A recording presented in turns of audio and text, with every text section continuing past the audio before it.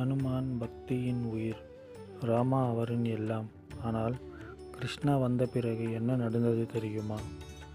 ராமனே கிருஷ்ணனாக அவதாரம் எடுத்ததால் ஹனுமான் கிருஷ்ணனையும் அதே அளவுக்கு நேசித்தார். ஹனுமான் பீமாவுக்கு ஒரு பெரிய பாடம் கற்பித்தார்.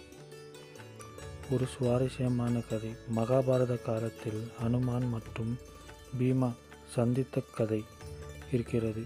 இருவரும் வாயு புத்திரர்கள். அப்போது ஹனுமான் தனது சக்தியை காட்டி பக்திதான் பெரியது என்று சொல்லிக் கொடுத்தார்.